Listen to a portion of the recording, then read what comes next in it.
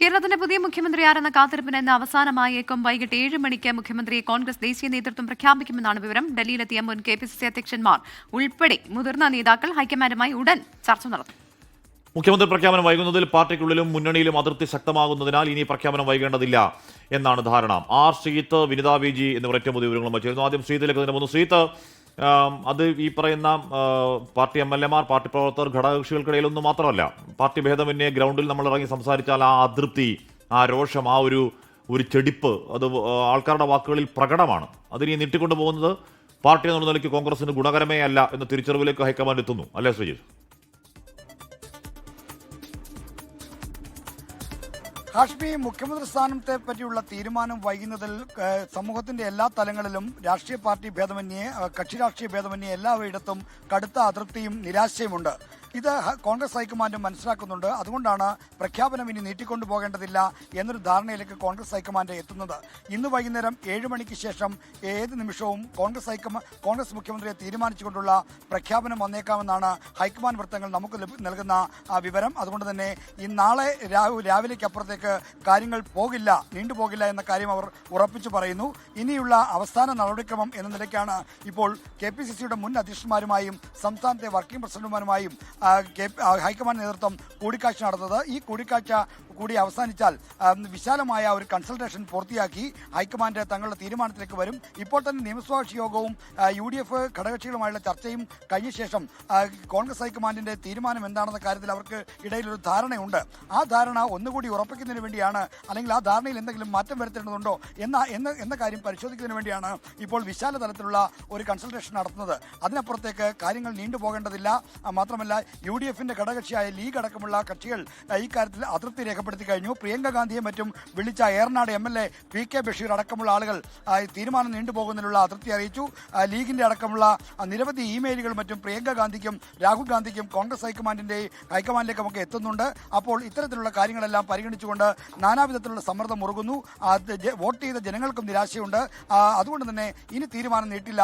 ഇന്ന് വൈകുന്നേരം 7 മണിക്ക് ശേഷം നാളേക്കകം, അതായത് നാളെ രാവിലേക്കകം ഏത് നിമിഷവും തീരുമാനം പ്രഖ്യാപിച്ചേക്കാം എന്ന് തന്നെയാണ് പറയുന്നത്. ഇന്ന് രാത്രി തന്നെ തീരുമാനം ഉണ്ടാകാനാണ് 90% സാധ്യത. ശരി, ആർ ശ്രീജിത്താണ് വിവരങ്ങൾ നൽകിയത്. വിനീത VG ഡൽഹിയിൽ നിന്ന് വിവരങ്ങളുമായി ചേരുന്നുണ്ട്. വിനീത, മുതിർന്ന നേതാക്കളുമായുള്ള ചർച്ച അതെപ്പോഴായിരിക്കും തുടങ്ങുക? ഇപ്പോൾ അല്പസമയം മുൻപ് MM ഹസൻ മാധ്യമങ്ങളോട് സംസാരിക്കുന്നുണ്ടായിരുന്നു. പക്ഷേ അദ്ദേഹത്തിന്റെ പിന്തുണ ആർക്കാണെന്നുള്ള കാര്യത്തിലൊന്നും ഒരു വ്യക്തത വരുത്തുന്നതായി കണ്ടില്ല. ഇതേപോലെ എല്ലാ നേതാക്കളിൽ നിന്നും അഭിപ്രായം ആരായുകയാണോ ഹൈക്കമാൻഡ് ചെയ്യുന്നത്? ഇന്നത്തെ ചർച്ച എങ്ങനെയാകും? പ്രവിധ സൂചിപ്പിച്ചതുപോലെ തന്നെ MM ഹസന്റെ പ്രതികരണം നമ്മൾ കണ്ടിട്ടുണ്ടായിരുന്നു. ഹൈക്കമാൻഡ് വിളിച്ചതനുസരിച്ചാണ് ഞങ്ങൾ ഡൽഹിയിലേക്ക് എത്തിയതെന്നാണ് അദ്ദേഹം പറയുന്നത്. എന്താണ് പറയേണ്ടതെന്ന കാര്യം ഞങ്ങൾ ഹൈക്കമാൻഡുമായി തന്നെ ആശയവിനിമയം നടത്തുമെന്നും പറയുന്നുണ്ട്. ഈ ഘടകകക്ഷികളല്ലല്ലോ ഇത്തരം കാര്യങ്ങളിൽ ഒരു തീരുമാനമെടുക്കേണ്ടത് ഉൾപ്പെടെയുള്ള കാര്യങ്ങളാണ് MM ഹസൻ മുന്നോട്ട് വച്ചിരിക്കുന്നത്. പക്ഷേ അതേസമയം നേരത്തെ ശ്രീജിത്ത് സൂചിപ്പിച്ചതുപോലെ തന്നെ ഈ ലീഗിലെ അടക്കമുള്ള നേതാക്കൾ പ്രിയങ്ക ഗാന്ധിയും ഒക്കെയായി അവർ ആശയവിനിമയം നടത്തിയിട്ടുണ്ടായിരുന്നു.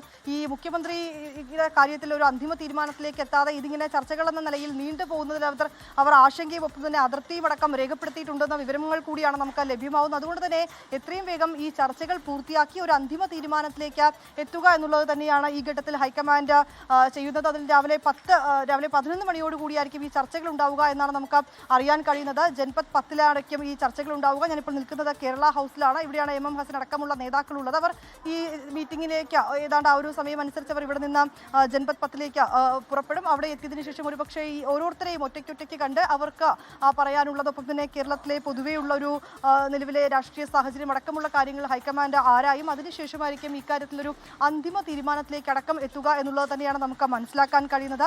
ആദ്യഘട്ടത്തിൽ നമ്മൾ സൂചിപ്പിച്ചതുപോലെ തന്നെ 23 വരെ സമയമുണ്ടല്ലോ എന്ന് നേതാക്കൾ പറയുന്നുണ്ട് എങ്കിൽ പോലും ഇത്തരത്തിലേക്ക് ഈ ചർച്ചകൾ ഇങ്ങനെ നീണ്ടുപോകുന്നു. അത് സോഷ്യൽ മീഡിയയിലൂടെയാണെങ്കിലും അല്ലെങ്കിൽ നേതാക്കൾക്കിടയിലാണെങ്കിലും വലിയ രീതിയിലേക്കുള്ള ഒരു അതൃപ്തി ഉണ്ടാവുകയും ഒപ്പം തന്നെ ഈ ലീഗ് ഉൾപ്പെടെയുള്ള ഘടകകക്ഷികൾ അതിൽ അതൃപ്തി അറിയിക്കുകയും ഒക്കെ തന്നെ ചെയ്തിട്ടുണ്ടായിരുന്നു. അതുകൊണ്ട് തന്നെ ഇനി ഇത്തരത്തിലേക്ക് ചർച്ചകൾ എന്ന നിലയിലോ അല്ലെങ്കിൽ ഇങ്ങനെ ഇത്തരത്തിലേക്ക് അത് നീട്ടിക്കൊണ്ടു പോകേണ്ടതായിട്ടില്ല എന്നുള്ളത് തന്നെയാണ് തീരുമാനം. അതിന്റെ ഭാഗമായി തന്നെയാണ് ഇന്നലെ പ്രിയങ്ക ഗാന്ധിയും ഒപ്പം തന്നെ രാഹുൽ ഗാന്ധിയുമായി കൂടിക്കാഴ്ച നടത്തുകയും ഇക്കാര്യത്തിലൊരു അന്തിമ തീരുമാനത്തിലേക്ക് ഉടനെ എത്തണമെന്ന് അവർ തീരുമാനിക്കുകയും ചെയ്തിട്ടുണ്ടായിരുന്നത്.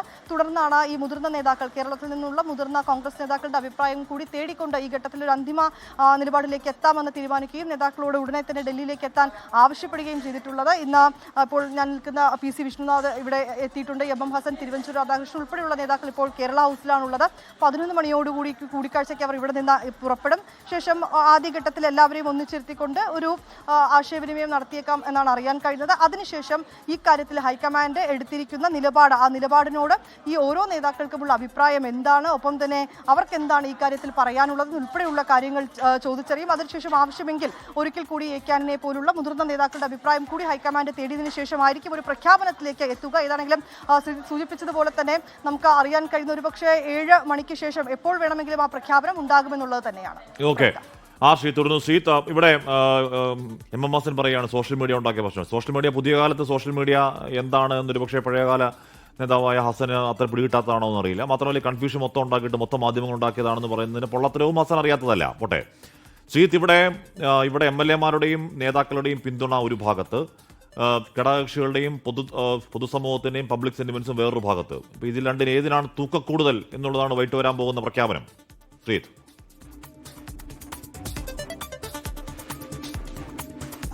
ഹാഷ്മി സൂചിപ്പിച്ചത് തന്നെയാണ് ഹൈക്കമാൻഡ് ഒരു തീരുമാനമെടുക്കുന്നതിന് മുന്നിലുള്ള പ്രധാനപ്പെട്ട തടസ്സം. ഭൂരിപക്ഷ വികാരത്തിനും പൊതുവികാരത്തിനും UDF ഘടകകക്ഷികളുടെ പിന്തുണയ്ക്കും അനുസരിച്ച് തീരുമാനമെടുക്കണോ, അതോ നിയമസഭാ കക്ഷിയിലെ ഭൂരിപക്ഷത്തിനും പാർട്ടിക്കകത്തെ ഭൂരിപക്ഷത്തിന്റെയും അടിസ്ഥാനത്തിൽ തീരുമാനമെടുക്കണോ എന്നത് തന്നെയാണ് അവരെ സംബന്ധിച്ചിടത്തോളം ഏറ്റവും വിഷമകരമായ തീരുമാനം. കോൺഗ്രസിന്റെ രാജ്യത്തെ ഇതപര്യന്തമുള്ള ചരിത്രം പരിശോധിച്ചാൽ ഒരു ഘട്ടത്തിലും നിയമസഭാ കക്ഷിയിലെ ഭൂരിപക്ഷം അവഗണിച്ചുള്ള ഒരു തീരുമാനത്തിലേക്ക് കോൺഗ്രസ് പോയിട്ടില്ല. നമ്മളിപ്പോൾ പല സംസ്ഥാനങ്ങളെ കേരളത്തിലെ കാര്യത്തിൽ ഉദാഹരണമായി ചൂണ്ടിക്കാണിക്കുമ്പോഴും ആ സംസ്ഥാനങ്ങളിലൊന്നും ഇപ്പോൾ രാജസ്ഥാനിൽ 2017 സച്ചിൻ പൈലറ്റിനെ മറികടന്ന് അശോക് ഗെഹ്ലോട്ട് മുഖ്യമന്ത്രിയായപ്പോഴും, ഇവിടെ ഹിമാചൽ പ്രദേശിൽ സുഖ്വീന്ദർ സിംഗ് മുഖ്യമന്ത്രിയായപ്പോഴും, തെലങ്കാനയിൽ രേവന്ത് റെഡ്ഡി മുഖ്യമന്ത്രിയായപ്പോഴും, കർണാടകയിൽ സിദ്ധരാമയ്യ മുഖ്യമന്ത്രിയായപ്പോഴും ഒന്നും അവിടെയെല്ലാം നിയമസഭാ കക്ഷിയിലെ ഭൂരിപക്ഷം ഈ പറഞ്ഞ ആളുകൾക്ക് തന്നെയായിരുന്നു. അതുകൊണ്ട് തന്നെ അവിടെ തീരുമാനമെടുക്കുന്നതിന് ഹൈക്കമാൻഡ് മാനദണ്ഡമാക്കിയത് നിയമസഭാ കക്ഷിയിലെ ഭൂരിപക്ഷമാണ്.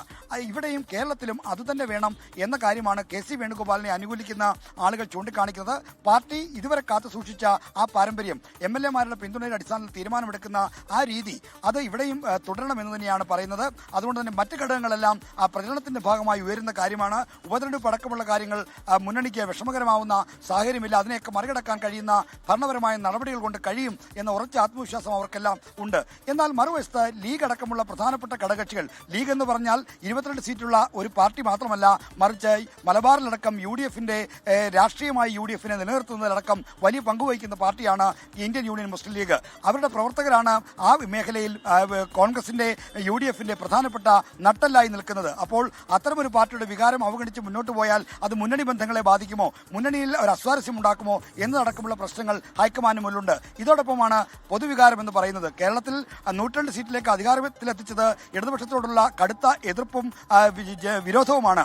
അപ്പോൾ ആ ജനത 102 സീറ്റിന്റെ വിജയം നൽകി അധികാരത്തിലേക്ക് എത്തിക്കുമ്പോൾ അതിന് ഘടകവിരുദ്ധമായ ഒരു സമീപനം സ്വീകരിക്കുന്നത് തിരിച്ചടിയാകുമോ എന്ന തരത്തിലുള്ള പ്രശ്നങ്ങളുമുണ്ട്. അപ്പോൾ ജനവികാരവും ഘടകകക്ഷികളുടെ പിന്തുണയും ഒരു വശത്ത്, മറുവശത്ത് MLA-മാരുടെ ഭൂരിപക്ഷ പിന്തുണ മറുവശത്ത്, ഈ രണ്ട് കാര്യങ്ങൾക്കിടയിലുള്ള ഒരു തീരുമാനത്തിലേക്ക് പോകാനുള്ള എങ്ങനെ പോകുമെന്നാണ് ഹൈക്കമാൻഡിനുള്ള വൈഷമ്യം. എന്തായാലും പാർട്ടി വൃത്തങ്ങളെ തന്നെ മുഖവിലേക്ക് എടുത്തുകൊണ്ട് പാർട്ടിയിലെ അഭിപ്രായത്തിന് മുൻതൂക്കം കൊടുത്തുകൊണ്ടുള്ള ഒരു തീരുമാനം ഉണ്ടായാൽ അത്ഭുതപ്പെടാനില്ല എന്ന് വേണം കരുതാൻ. കാരണം താഴെത്തട്ടിലെ പ്രതിഷേധങ്ങളോ പ്രകടനങ്ങളോ കൊണ്ട് തീരുമാനം മാറ്റിയാൽ ഹൈക്കമാൻഡ് അതിന് ഒരു കമാൻഡുമില്ലാത്ത സംവിധാനമായി മാറി എന്നുള്ള ആക്ഷേപം വരും. മാത്രമല്ല ഇതര സംസ്ഥാനങ്ങളിൽ അതേ രീതി അവലംബിക്കാനുള്ള മാതൃകയാക്കാൻ സാധ്യതയുണ്ട്. അത് ഈ സതീശനുമായിട്ടും KC വേണുഗോപാലുമായും രമേശ് ചെന്നിത്തലയുമായും ഒരുമിച്ചിരുന്നുള്ള ചർച്ചയിൽ രാഹുൽ ഗാന്ധി സൂചിപ്പിക്കുകയും ചെയ്തു. പ്രകടനങ്ങളും പ്രതിഷേധങ്ങളും നടന്നാൽ മറ്റ് സംസ്ഥാനങ്ങളിലും ഇതേ മാതൃക പിന്തുടർന്നാൽ തങ്ങൾ എന്ത് ചെയ്യുമെന്ന ചോദ്യമാണ് രാഹുൽ ഗാന്ധി കൃത്യമായി ഉന്നയിച്ചത്. അപ്പോൾ തെരുവിലെ പ്രതിഷേധങ്ങൾ കൊണ്ട് തിരുത്താവുന്നതല്ല ഹൈക്കമാൻഡിന്റെ അധികാരമോ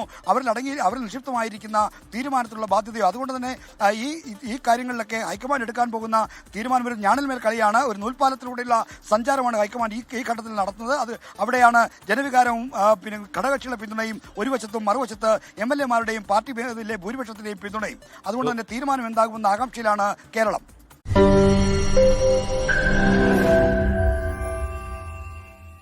ലോകത്തെവിടെയായാലും ഏത് സമയത്തും 24 വാർത്തകളും ഓഗ്മെന്റഡ് റിയാലിറ്റി പാക്കേജുകളും എക്സ്പ്ലെയിനറുകളും വിശദമായി കാണാൻ ഞങ്ങളുടെ YouTube ചാനൽ നിങ്ങൾക്ക് സബ്സ്ക്രൈബ് ചെയ്യാം.